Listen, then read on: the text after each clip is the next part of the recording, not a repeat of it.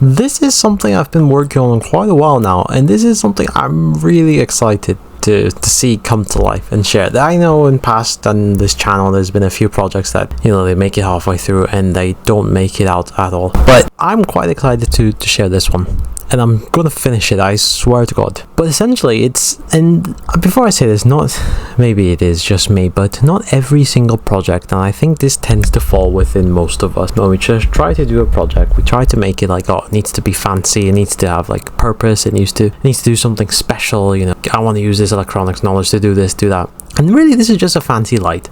It's just a fancy RGB or warm light for the bathroom. That's all it is. So it's for my partner, and she's basically she's got one of them like automatic lights, and you know, she starts early mornings and she doesn't really want to be blinded by the harsh white light. And for those of you who do have a harsh white light, or you've seen it, you know how glaring it is, and it's impossible. It's just like a big flashbang, really. So this is just a very overkill LED switch, really. That's all it is. But it's been really fun to do. But I'm not finished with it. So I'm going to go through what's been happening with this so far, and I don't think a lot of like unfinished things, but I'd like to show this is a work in progress. So we've got 4 schematics over here, and essentially I haven't done like an overview page because I think I'm going to do one anyway to showcase the flow chart and everything. Usually with simpler ones I don't do one, but I mean it's got a few keys to it now, so I guess I'll do one just for the sake of it, and I always do advocate to do one anyway. I think I'm quite far off here. I'm really far off, in fact,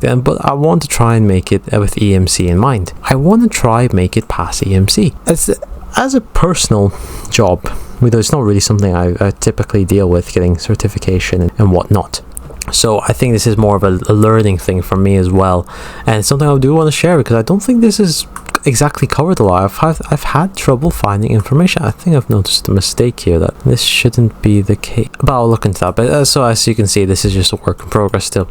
So yeah, I'm trying to design with the concept of EMC in mind, and I want to try and, you know, make it pass and like get this thing tested and whatnot. You know, we have like a few EMC fancy kit work that I want to do, and of course I just want to try it. I just definitely want to try it. But overall, it's a USB-C charging device. Thinking of sticking 1 lithium-ion battery on it, and of course subject to change if I need to. God forbid I do not need to. So what I want to do is USB charging into this fancy power path IC charger. It has an integrated lithium-ion charger as well. It's smart sharing, so you could share the load in between. I think it goes up to around 5 amps, so I'm not too concerned about it.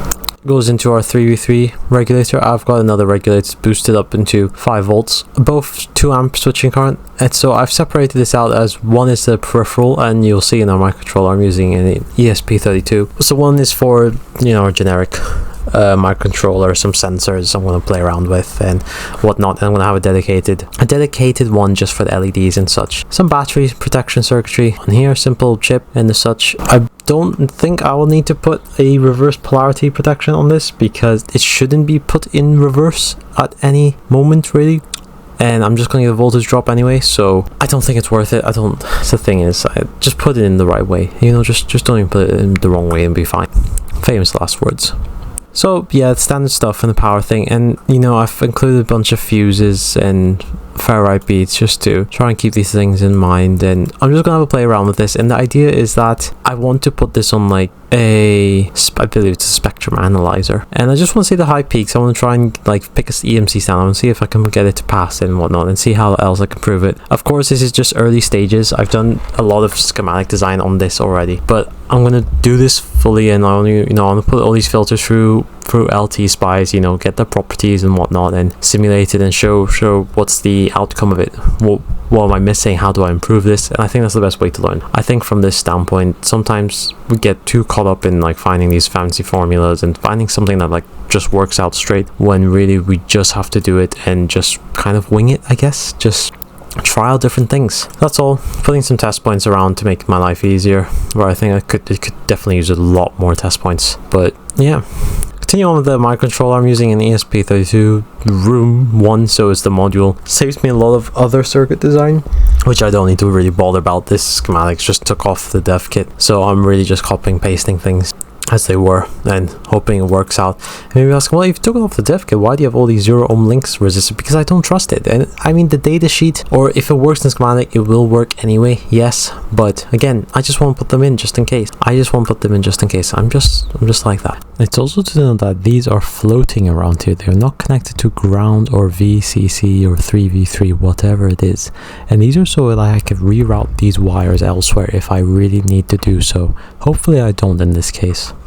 This is a USB to UART thing, and you've probably seen these things a lot. I haven't used one actually in my own personal design, so again, it will be quite interesting to see how this one works. And you know, if I get it to work, it's fine, then I'll use it a lot more, because being able to program against the USB is quite a fantastic thing instead of having a separate programming cable. I think I still will put a programming header if I can look into this and see. A few buttons. I'm gonna have, so these were the standard that were on the dev kit. Again, I'm just copy and pasting. Mode LED, so we can switch between RGB and warm white. The brightness, I'm gonna have it adjustable. Again, it's one button. I guess I can just so cycle on to like 10, 20, 30, 40, then 100 and back to 0 again, things like that.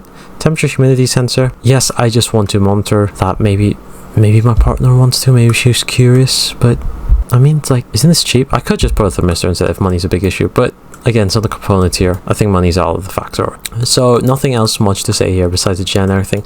I will be doing stuff on this again. I know I keep saying this, I want to make more firmware videos and whatnot. I will be getting around to doing it, and I will be showing like a full like setting up the project and like programming it, testing it, debugging it. There's a lot of prototyping I need to do for this one, so I will be making videos on that, and it'll be really cool. It'll be really interesting to see, and it's kind of the same thing I go through on my professional career, I suppose, besides this, on what I actually do. So de-risking and prototyping and making sure things work, and you know, actually testing things, documenting it before I start purchasing stuff, because it's the exciting part, isn't it? Getting your board laid out and purchasing, you just want to keep going at it and whatever. So we'll see. LED driver, so this is also something, there are multiple ways to do an LED driver or such. Well, LED driver as the component itself, it's just a constant current source going across your LEDs, but there are multiple ways to do this, and I'm going to do a separate video on this, on the different ways, you know, pros and cons, that's like that.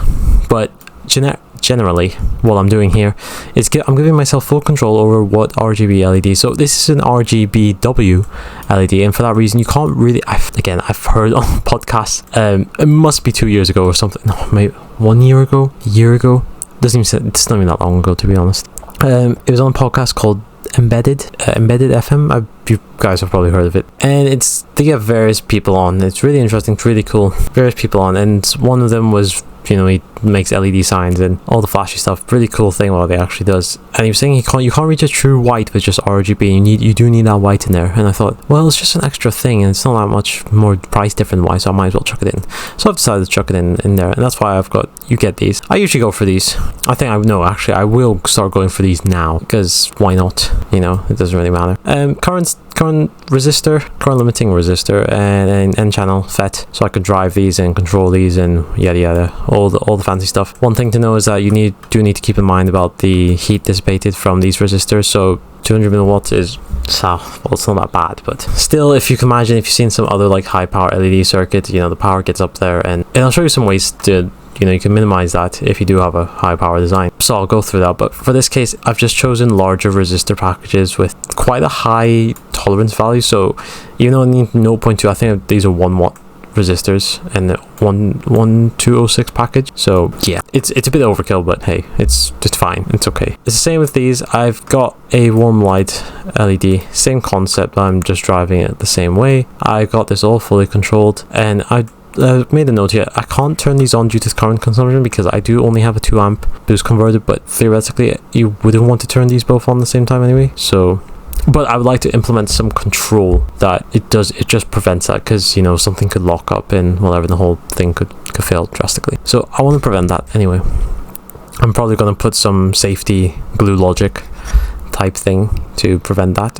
It just seems so overkill, but it's just so fun, isn't it? It's just so fun to keep designing and making things overkill. So I've put some more what I'm using, keeping this in mind, using one 18650. So yeah, I still need to do some power calculations on this, and then once I do those power calculations, I'm then going to realize, oh, I'm heavily under spec'd, I need to redo this entire thing. So pro tip, if I make another video on this saying I failed, that's probably the reason why. So remember, do your power calculation. Sensors. Ooh, a blank page. So I was going to add some sensors here. That was the microcontroller. I'm going to put, probably I need to put this on the other side. So temperature. And I put sensors in because I was going to make this kind of like motion activated. As soon as you walk in, it will turn on. I mean, you can turn off the feature. I'm going to implement that. I'm going to put another button in, or maybe just a slide switch. Who knows? You can turn off that feature. I do actually need to put a power switch on. That would be very useful. That would be very useful. So you could turn off that function, or just have it manually.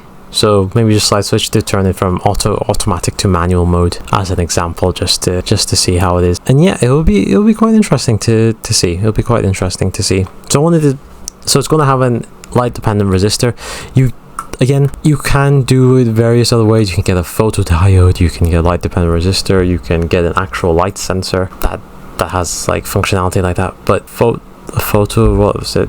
A light dependent resistor. It's the most simplest. It's the most cheapest, and I've got some in stock. They're only like £5 off Amazon, so I get like 25 of them. It doesn't need to be highly sensitive or accurate. It doesn't need to be lightning fast anyway. So it makes sense just to go with it. Again, it's a trade-off. Engineering is just a trade-off, and in reality it depends what you want versus, but the most trade-off is money.